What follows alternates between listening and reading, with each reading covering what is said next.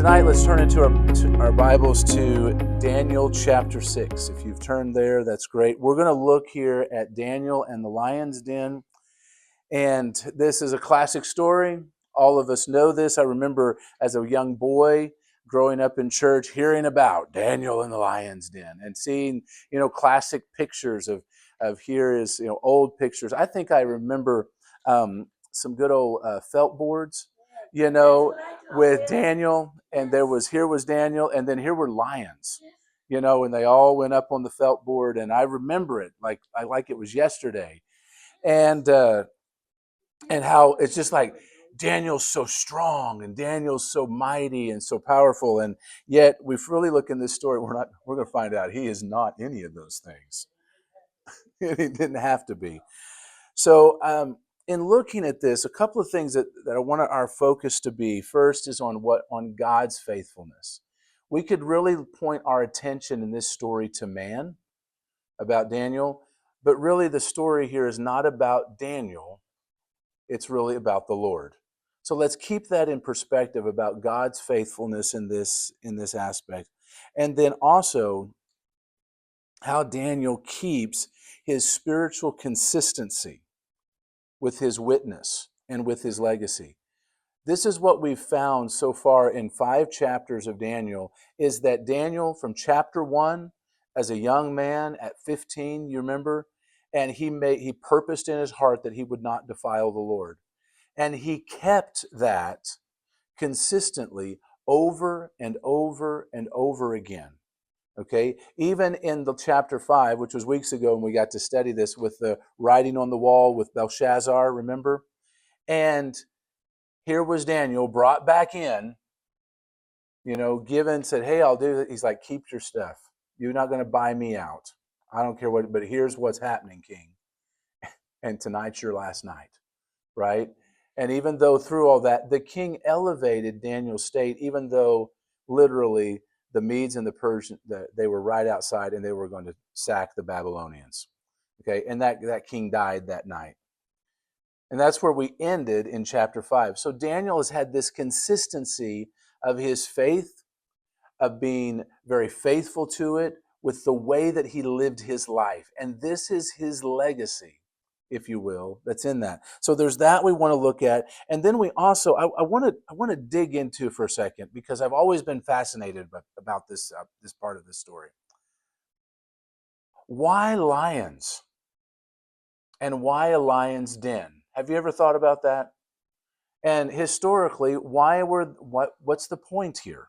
Why are we being thrown into a lion's den to begin with? Yeah, why have the lions? What's going on here? Yeah.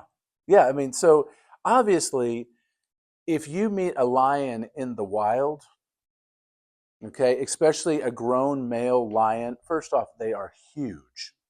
Okay, they are absolutely huge. One swat of their paw and you're done, right? And they're just huge animals, and they're regal, right? They're called the king of the jungle. Lions are. They have this majesty to them. Their roar will scare you to death. The roar of a lion, it's piercing. A roar of a lion travels long. I mean, travels and travels and travels. There, yes, 10 miles, 5 miles. Yeah, you can hear it. I mean, they're just the sound of it, the frequency of it. It penetrates and it just carries. And when you hear that, man, if it was anywhere close to you, it would scare you. Now, I don't promote this particular series, but there's a series on television that you can watch. It's called Naked and Afraid. Why people are out there naked, I have no idea. Okay, but they are afraid. And thinking about some of the things that they're out here in jungle settings or safari settings or wherever, and they're roughing it. And of course, they have very limited resources to make fire and different things, or to collect food, and they got to last for so many days. And there are episodes where there are wild animals that are roaming around them that now are like they're on the hunt, right? Because they're hungry. And think about that, okay? And here comes a lion like that. All right? Now, it would scare you. It's interesting, though, in Scripture, we see two different ways that lions are depicted. And we're going to look at the story here, but both a lion is depicted as Jesus, right? He's the lion of the tribe of Judah, right? But then we also see that a lion is also depicted as the enemy or the devil, where the scripture says, "Be sober, be vigilant, for your adversary seeks about like a roaring lion," which means he's hungry, he's looking for prey, he's going out. So now you see both terms, both sides of this, if you will. Jesus as the lion. You see the enemy used from the other side of the hungry lion on the prey, that's out hunting prey. And so lions are fascinating, you know, so fascinating that I love the fact that C.S. Lewis thought the best way to depict God in his Chronicles of Narnia is to do it by a lion, right? He uses Aslan as really the picture of God and coming in to rescue. Uh, I love the very first one where, in the, was it The Lion, Witch, and the Wardrobe? The story of where, Aslan then lays down his life on the table, right? And it's the picture. I mean, C.S. did an amazing job of taking the gospel, weaving the theme of freedom or laying down your life, and then literally resurrection, which Aslan does, right? And that whole picture, it's Jesus all the way through. It's God's story pictured in that. I have a dear friend of mine that she is an editor and writer, and I got to work with her. She was actually under me in our production company, our publishing company. And she said the way that she came to faith in Christ was way much later, and she wasn't young, by the way. She was later in her 20s, is by reading Chronicles of Narnia and the depiction of Aslan and knowing that's exactly what God has done for us, right? Through the person of Jesus. And so this imagery is right here with a lion, right? Jesus depicted as a lion, the enemy depicted as a lion, because there's so many attributes here. Well, historically, what took place, and the Assyrians and the Persians really loved lions, okay? And in fact, they would go out on royal hunts for lions, okay? They would want to hunt them, they would want to capture them, okay? Because to them, owning lions really gave them their divine position. Because if I could own and control a lion, or a lion was subject to me, or could be used for my purposes, it basically says that I'm God ordained. I'm divinely positioned. I'm the king. I've been put here by God. And so with that, or by the gods with these guys, but that gives that their divine position, is that I have lions. So they would go out on hunts. There was all kinds of ways that they would trap them, and they would kind of bring them in. And then obviously they would have to cage them.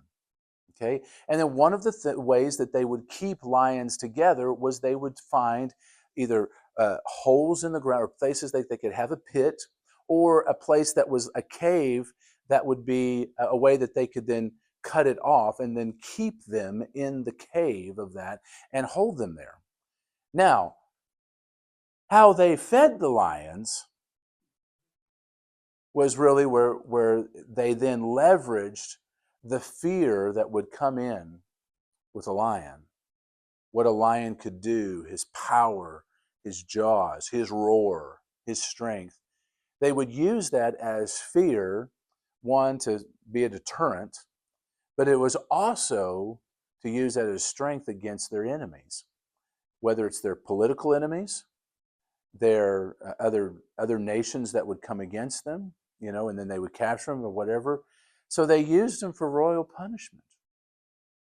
And so being fed to the lions was a real thing.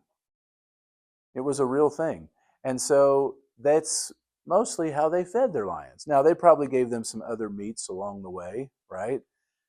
But they used them as here's a way of doing royal punishment to their enemies or those that have caused crimes or whatever. So today, if we were saying, so we use the phrase being thrown to the lions, right? We use that phrase. Well, of course, what is that depicting? It's depicting this story, right? It's depicting this story. Somebody's accused you of something, now you're getting thrown to the lions, right? And what's going to happen? Well, we're going to find out, what's going to happen. From that setting, though, is also if a lion is hungry, it doesn't matter who you are. His stomach overrules his brain. He may know you. You may be yeah, ours too, right? Yeah, we have the same problem. Our stomach can overrule our brain sometimes. But you may be his his trainer, the one that takes care of him, whatever, and it doesn't matter. When your stomach overrules it, you're going to eat anything. Okay? And they would make sure that the lions were strong, they'd eaten enough, but they were hungry. And so here this brings us into chapter 6, where Darius is the king. And he's the king of the Medes and the Persians, okay? And he is captured. They just sacked Belshazzar, right? Who was the Nebuchadnezzar's son, right? Who was being foolish. The whole chapter, you have to go back to lesson 5 to look at that whole lesson again.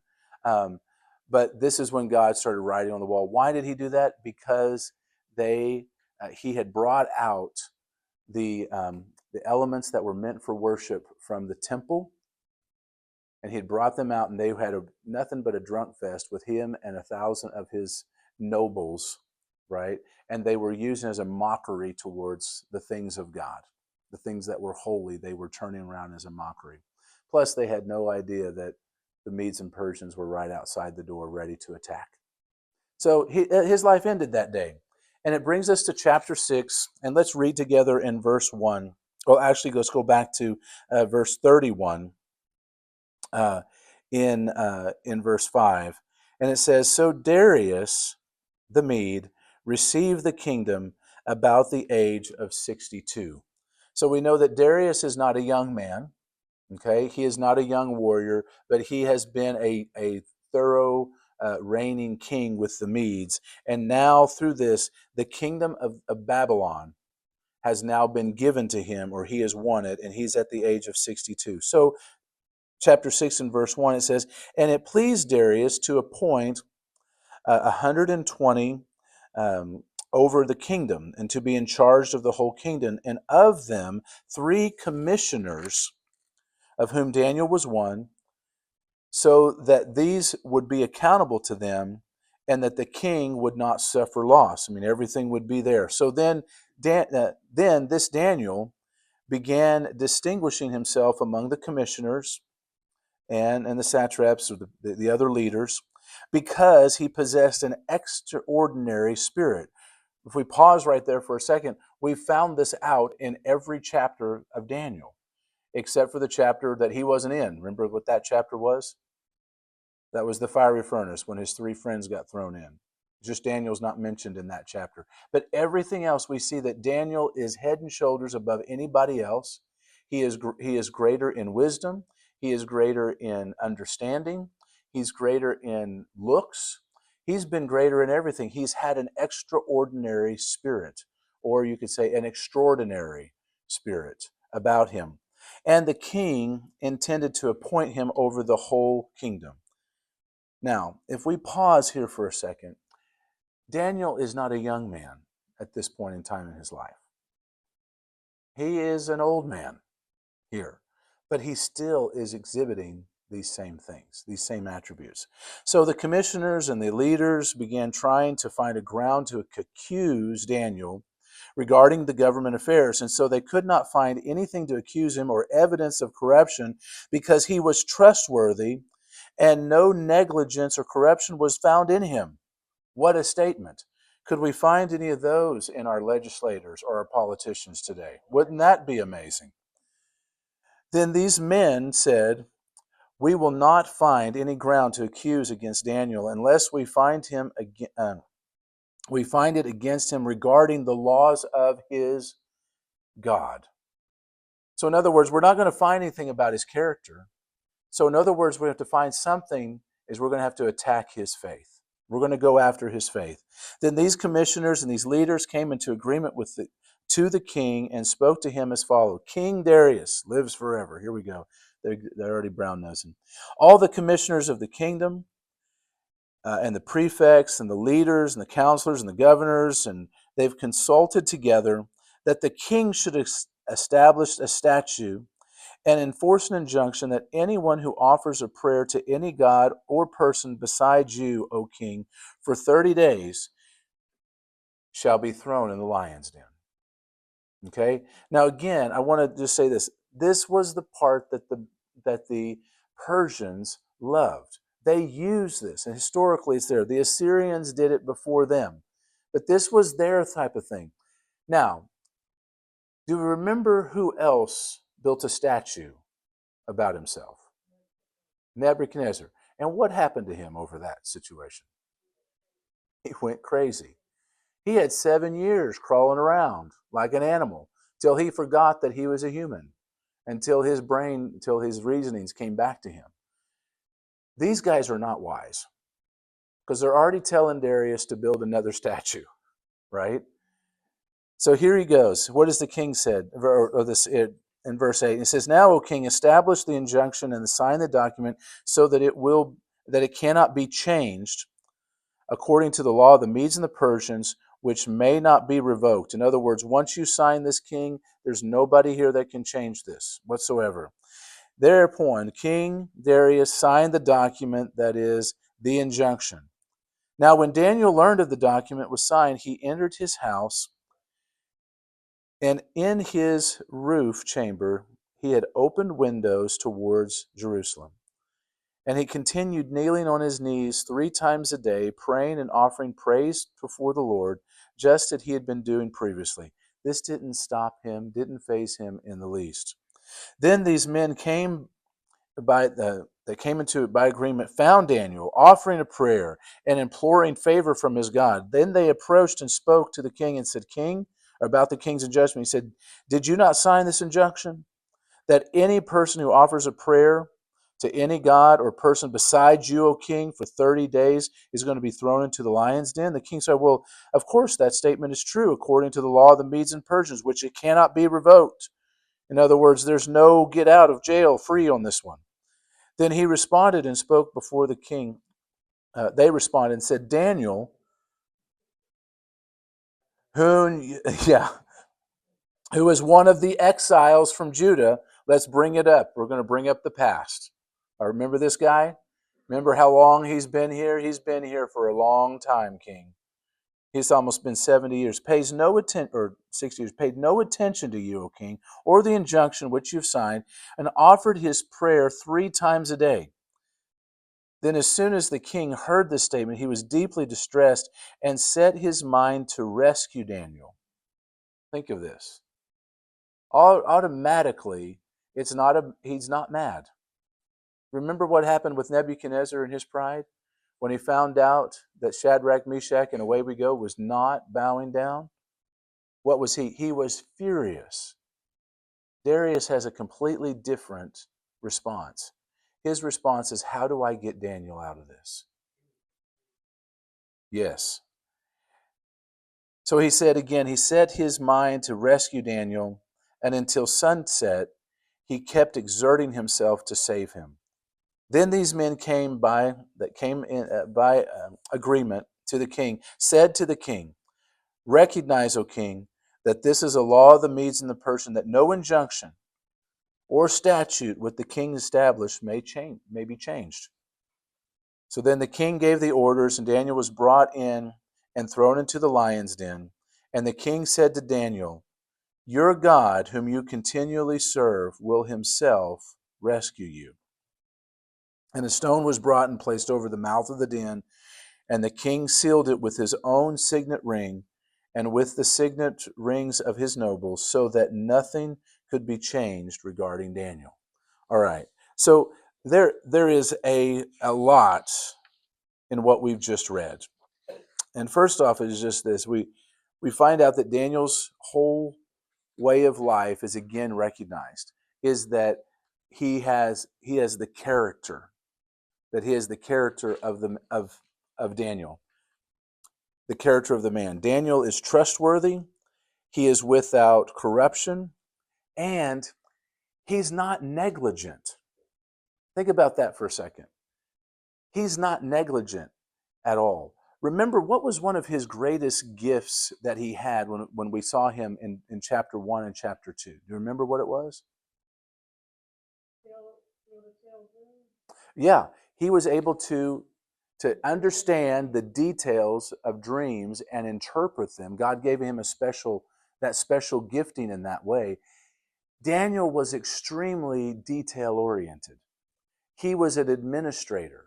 He was one that could govern. He understood people. He understood he had special wisdom and insight on how to do certain things and how to execute them, and how to bring things together. So, I mean, he was like administrator par excellence, okay, in that. Now, we have one that sits at the back of the table that's kind of like that. That's Miss Bridget. And she's bringing them all together down there at Liberty Schools. Some of them don't like it, but it's all going to come together and it's really going to be amazing. It just takes time. But what does it mean when someone is not negligent?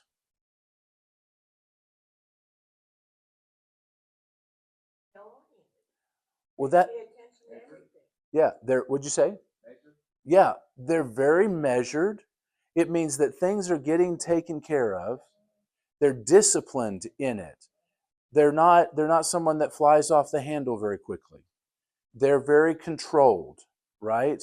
They're I should say they're in control. They're in control of themselves, but they understand times and seasons. They know when it's time to take care of something and maybe when it's not time to take care of something. Whatever that could be. And they don't let it slip. In other words, it's not something that, oh, I forgot about that. I've done that so many times. You get 1,000 things going at once, and then you drop the ball, right? Or you get so many spinning plates going. I've always seen those people that can spin plates and then they've got them going. And then at some point, one gets a little wobbly, and if you're not careful, they all fall down and then all the plates break, right? But if you can keep all the plates spinning, you can keep all the balls in the air and keep juggling it, it's a real talent, right? Daniel could do all of that, and yet he wasn't negligent in anything. Nothing got past him. Now, that's pretty amazing to me. That had to be a peace and a confidence that Daniel walked in that really, the only way you could define it is it was extraordinary. It was extraordinary what he was about and who he was. This was this attribute that so separated Daniel from everybody else. Every time, what do we see? This is where his gift make room for him, and it's always bringing him all the way to the top, to where he's been placed in, he's given leadership, he's been given authority and a place to rule over that. And it comes down to his character. It comes down to his character, the character of Daniel, the character of the man. And I'll just be honest with you. There's not a lot of biblical kings or prophets, some of them, that you can really look at and go, I really want to emulate that. Okay? I mean, think about it for a second. As much as David was a man after God's own heart, when you study Daniel, what you study David, what we really find is God is merciful. God is merciful with David. Think about his son Solomon. Wisest man that ever lived. Want the wisdom, don't want the other stuff. Right? We can start seeing a lot of character flaws. A lot of things that you wouldn't want in your life, or things that, like, please keep me away from that stuff. Right? in a lot of the characters of the Bible, which are wonderful because we're relatable. I understand it because I got my own problems, right? But here is Daniel. I'm not saying that Daniel doesn't have flaws or he doesn't have faults. But if there's someone that I could say other than Jesus that I would really love to emulate, it would be Daniel. He was of an excellent spirit in everything he did. And in fact, he's extraordinary. He not only stood out, but his character was rock solid. He was rock solid as a man. He was rock solid in his faith. And nothing moved him. It didn't matter what Nebuchadnezzar did. It didn't matter what any other leader did or said. It doesn't really matter what Darius does or says. Even though he's got a very good relationship with Darius, it's like, no, he is so disciplined. He is so under control, if you will. I would probably say if I could look at him and I could meet him, I'm pretty sure that he exhibits a great amount of all of the fruit of the Spirit. Love and joy and peace, long suffering, gentleness, kindness or meekness, humility, and self-control. There's just something about the character of Daniel that I look into and I'm like going, I'd love to be that guy. There's no compromise. There's no, is there flaws? I'm sure there is. But we don't read about them. But he's not elevated in a way that's saying, oh, look at Daniel. He's so great. He's really not. And in fact, every time that we find in all of these 5 chapters that we've read about him so far, we find out where Daniel, his character is always challenged. And yet he rises to meet that challenge. And that's the character of it. Here he is trustworthy. He is dependable. He's without corruption, and he's not negligent. And in fact, when everybody goes to find something about him, they can't find anything wrong with him, right? This is Daniel in some respects. I'm just saying it in some. I'm not trying to draw a total correlation. But in many ways, is also kind of a shadowing of Jesus to come, okay? Because what happened when the enemy, when Satan himself tried to find any fault in Jesus? Remember this? Luke chapter 4, the temptation of Jesus. Satan comes to tempt him. At the end, he doesn't get all 3 temptations, spirit, soul, and body. He can't get away with it.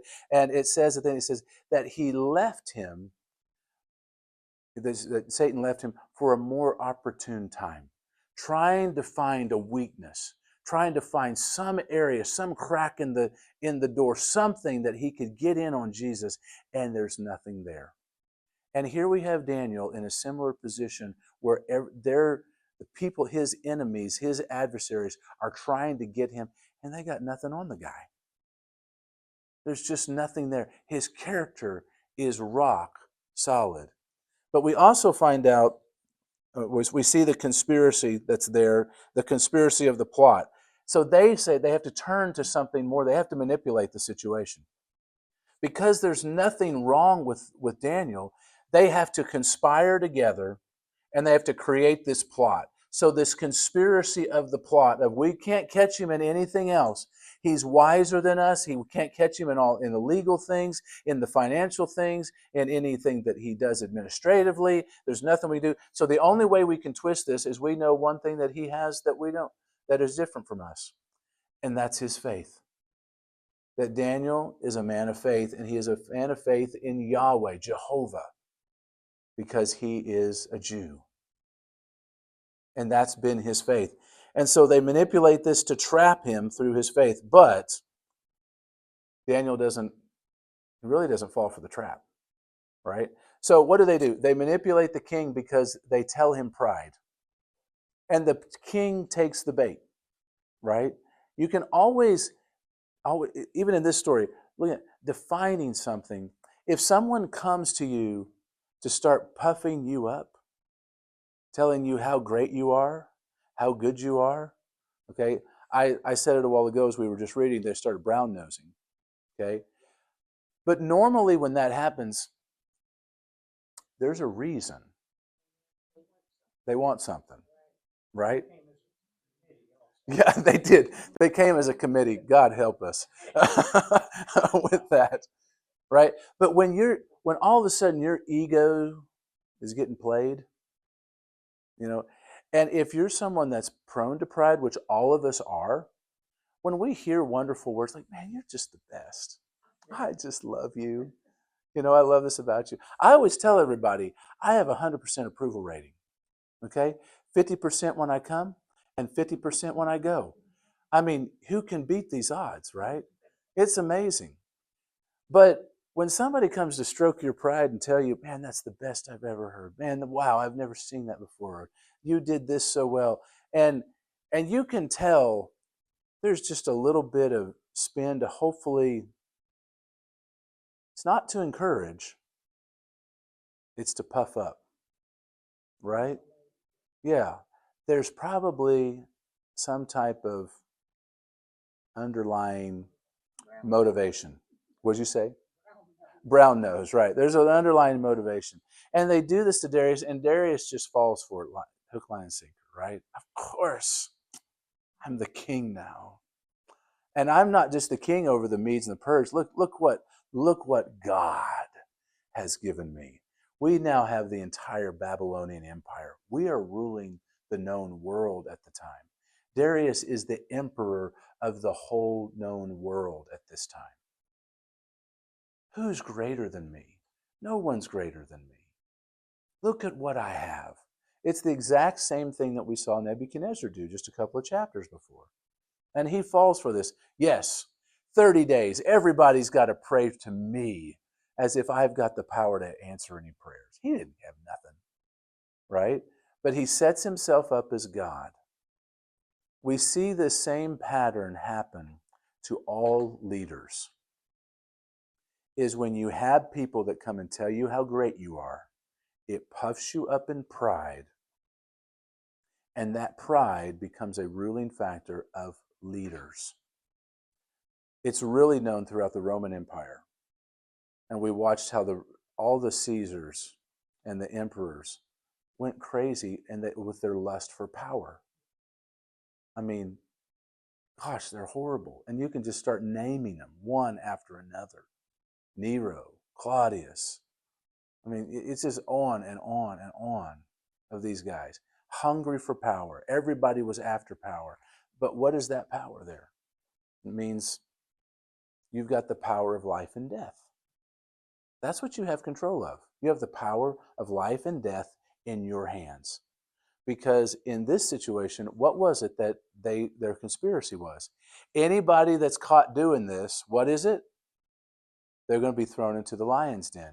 You have the power of life and death. But the conspiracy that they trapped Darius in was to control that power, to manipulate that power, which meant if he signed this and they could trap Daniel, it means Darius couldn't stop it.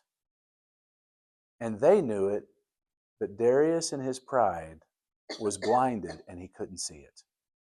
And that's exactly what pride does to us, is it blinds us to where we can't see that this is really bad for us.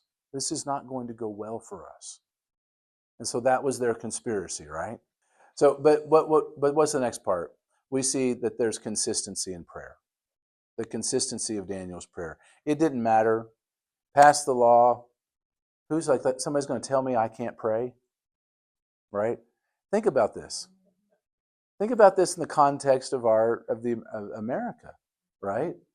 When we took prayer out of schools and we legislated it, it wasn't just like this is maybe not a bad idea. This is, we shouldn't do that anymore. It's no, we said there was like, no, you can't do that anymore. Law, right? But I know, right? There's all kinds of prayer going on in different things. You will never be able to legislate against prayer. They tried it. It doesn't work. It doesn't work. Prayer is something that is always, always available for you and I. So they tell us that they can't pray here. You can't do that there. They can't stop me from praying. I don't have to be heard, and I can still pray. The Lord knows my thoughts. I can begin to cry out to the Lord from my spirit, and He hears me. There's nothing that can stop prayer, and yet this is the thing that they try to stop in this thing. But Daniel's consistent, like, you guys, I can tell you're not prayer people.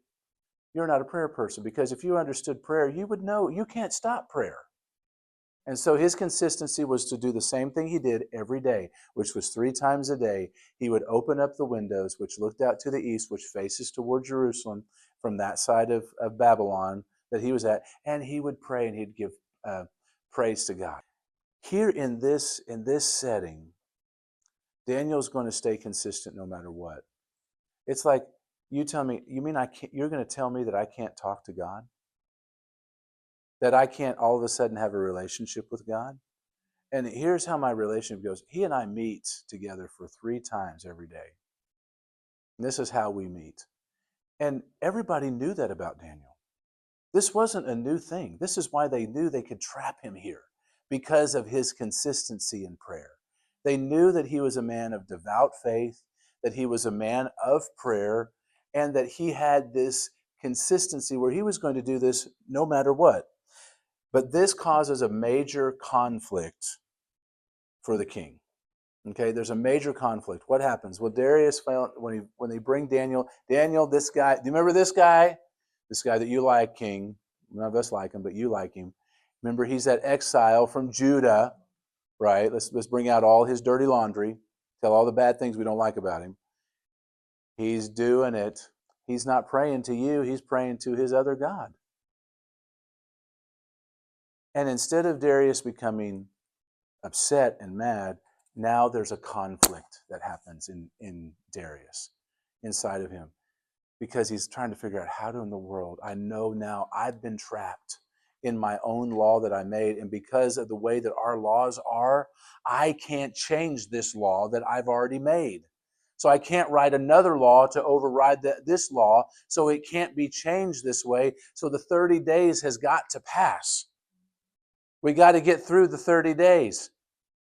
And Daniel's going to be put in a lion's den. There's absolutely nothing I can do about it. I am now bound by my word to do this to Daniel. And he's trying to figure out, how can I do it?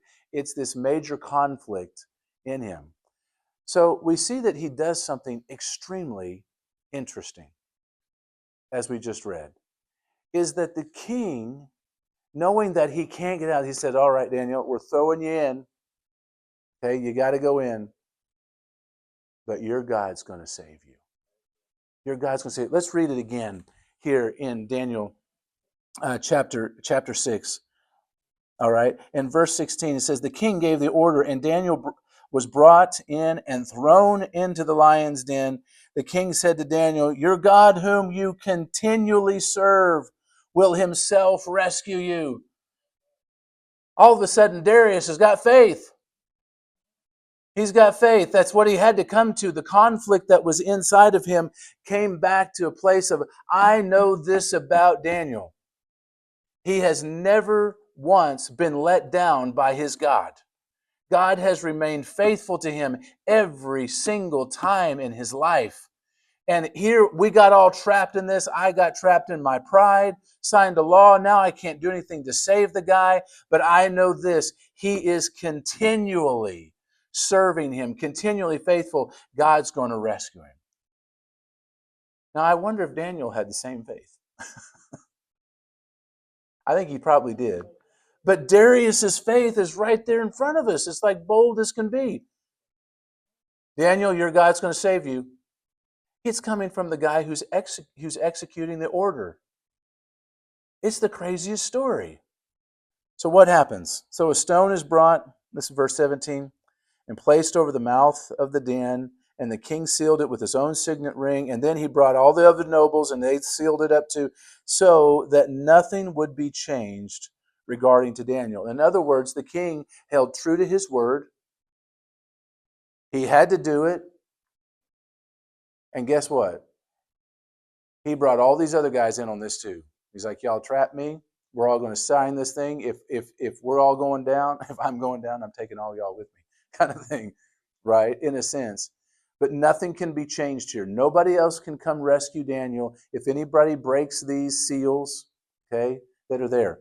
Now, here is another picture of where Daniel looks like Jesus. Because what happens after the death of Christ? He is placed into a tomb.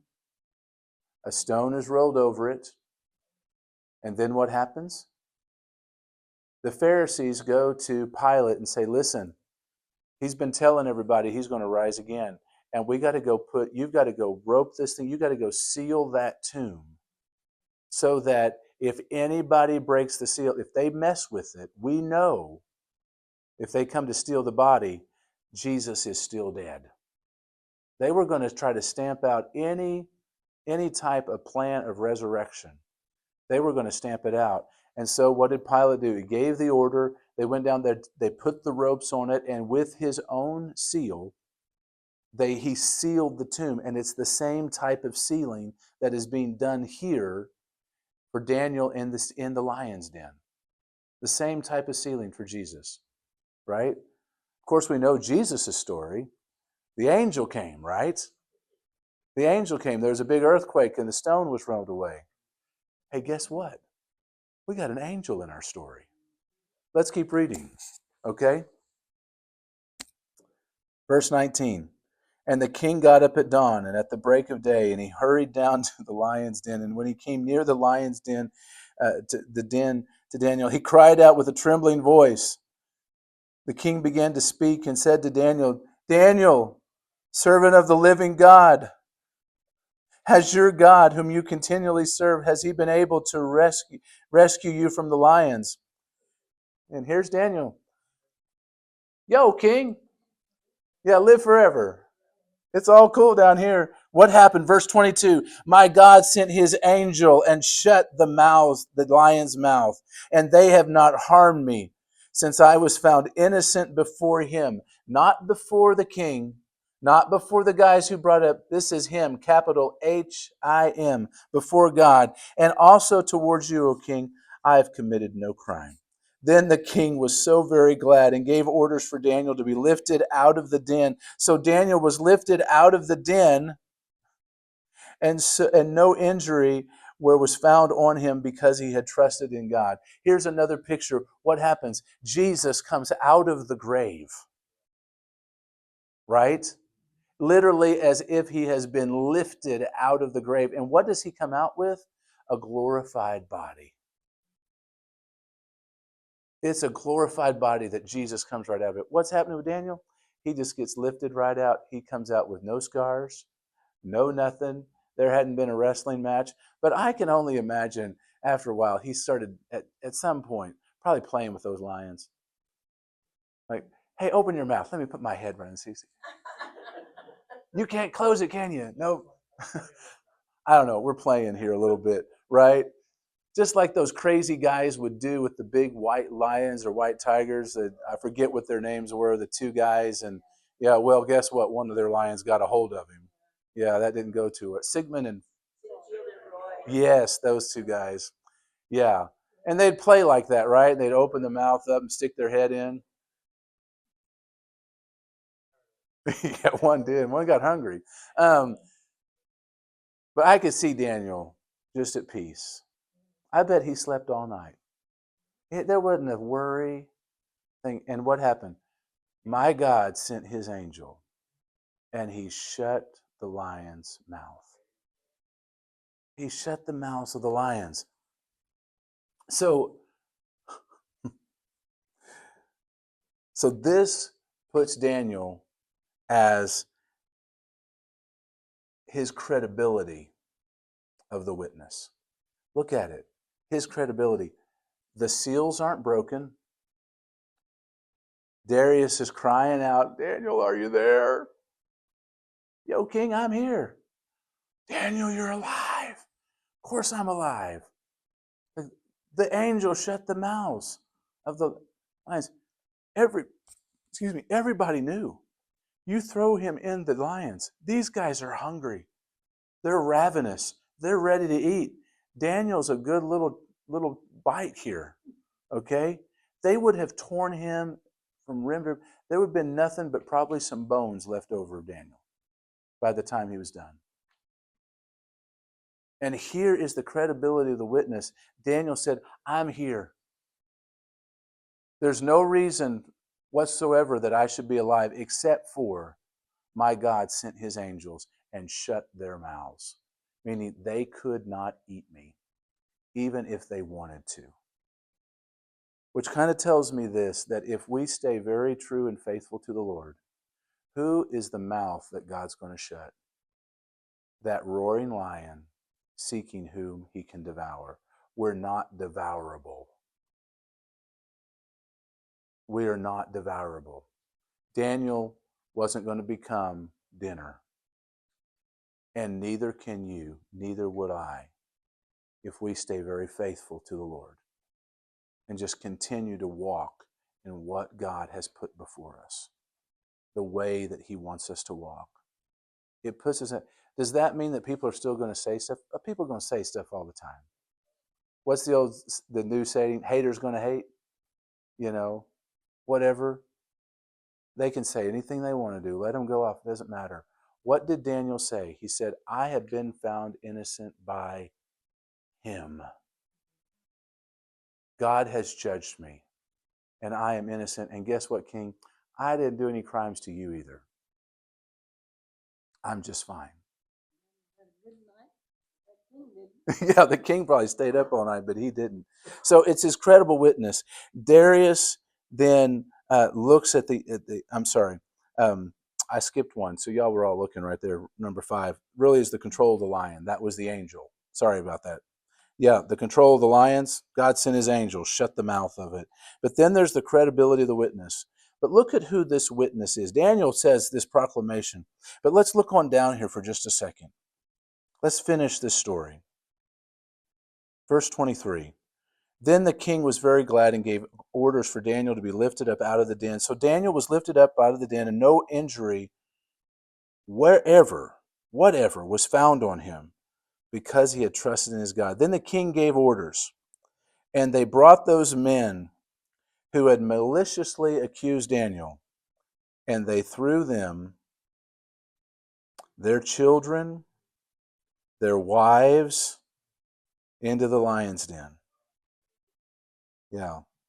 And they had not reached the bottom of the den before the lions overpowered them and crushed all their bones. Wow.